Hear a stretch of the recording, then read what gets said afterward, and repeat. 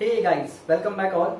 So today we are going to learn very interesting, very basic and at the same time very important part of the programming language, and that is alphabets of programming language. Alphabets in programming language. Is it right? So yes, absolutely it is right. So guys, what actually we are going to learn now? Forget about programming word. What we are going to learn? Language. So whenever we learn any damn language, very first thing we learn about that language is its set of alphabets. So just if you want to recall, when we learn Marathi, what we learn initially, say swar like a, e, etc. Then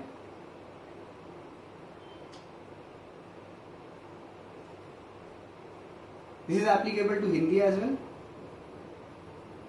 correct? Then when we started learning English,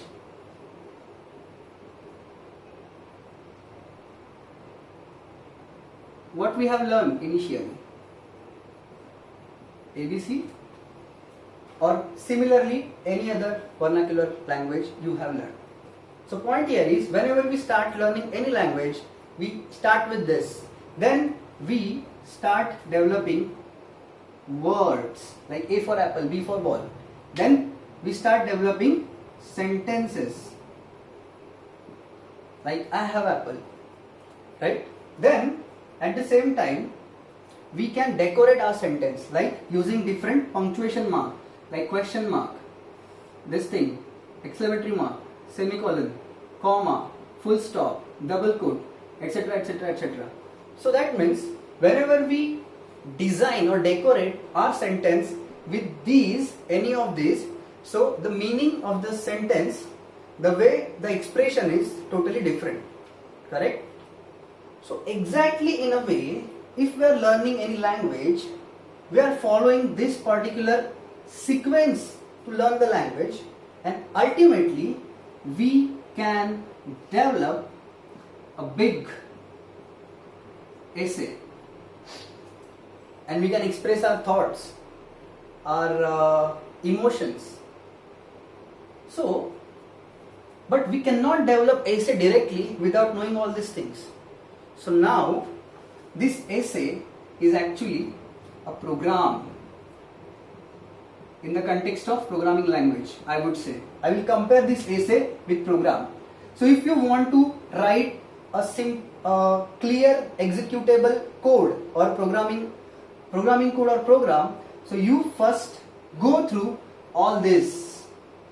That means you first learn all this, the alphabets, the punctuations, the formation of sentence, the rule of the language, and then only you can develop essay, that means program. So here in programming language, these alphabets are actually technically called as tokens. Yes. So programming language के alphabets को tokens बोलेंगे हम, tokens of programming language. So what are different tokens of programming language with the help of which you are able to write a proper program? So let me enlist those. Very first, as I said, compare with this.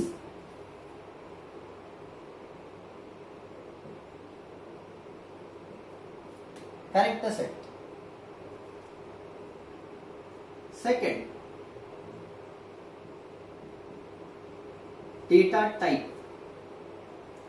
Third, keywords.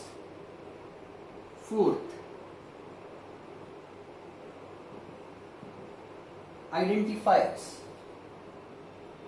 Fifth, constants and variables. Last but not least, different types of operators.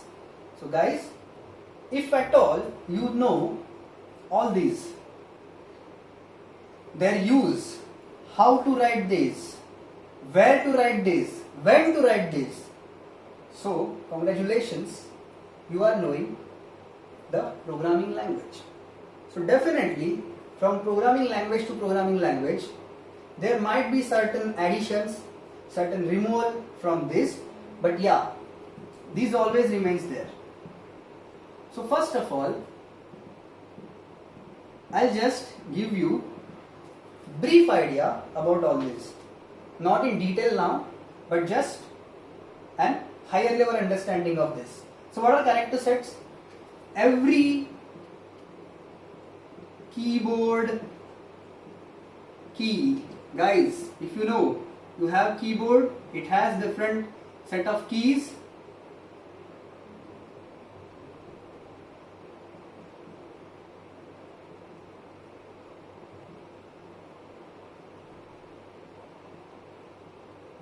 So every keyboard key is actually a character, and that is set of character, that's why character set. So from these keyboard keys, we are able to develop words like this. So that's why the very first, if you compare with this, the keyboard keys are actually character set. Then come to data types. So as you know, whenever we are dealing with computers, we are actually going to give certain input and we are going to get certain output. And now this particular thing is very well aware, correct? So now what input you are going to give, whether it is certain number, whether it is whole number, a fraction, or simple word, a letter, what is that exactly?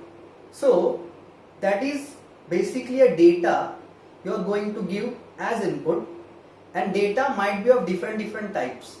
So data type is simply type of data, whether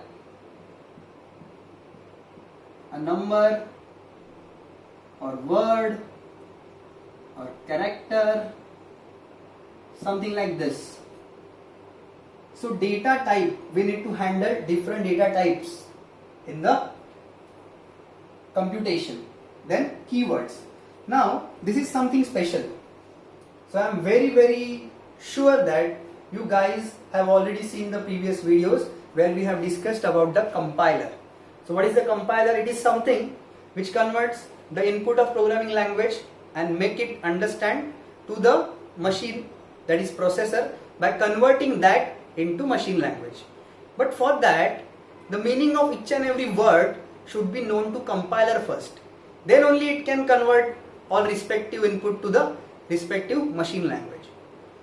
So here in programming, whenever compiler is designed, there are certain predefined words.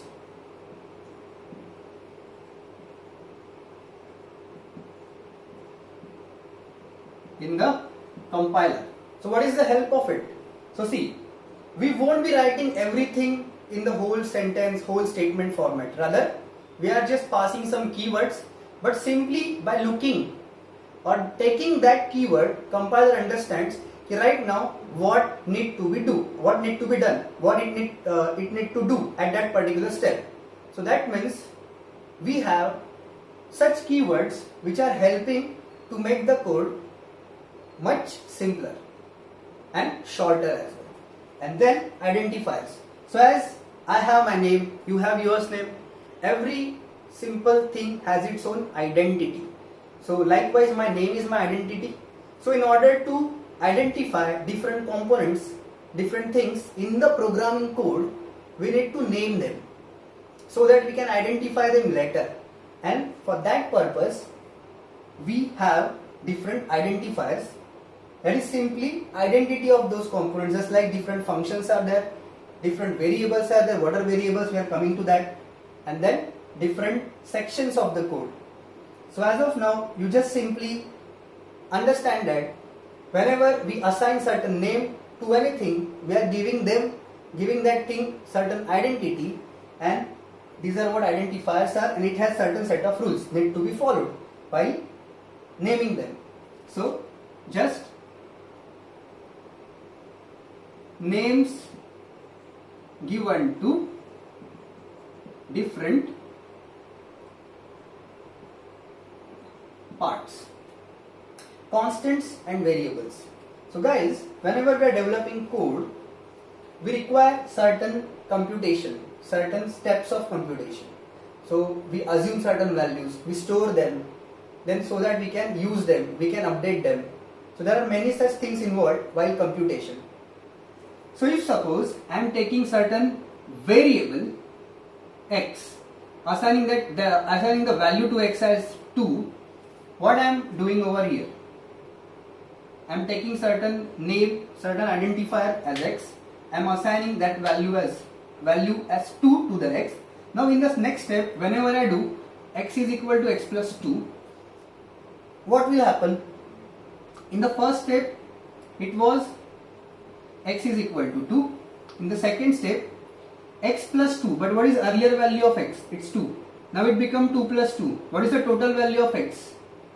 What is total value of this particular step? It becomes 2 plus 2, 4. And again it will get stored in the 4. The point here is, earlier value of x was 2. In the next step, it became 4. That means the value of x is varied. It got changed. It got altered. तो जिसका भी value कभी भी alter हो सकता है, very हो सकता है, उसको वेरिएबल बोलते हैं, लेकिन ये 2 हमेशा 2 ही रहेगा. That is constant. So in your programming code there are certain constants, there are certain variables. And the last thing, whenever we are doing any computation, so actually we are performing certain operation. So computation or operation require two things, just like simple addition operation. So what is addition operation?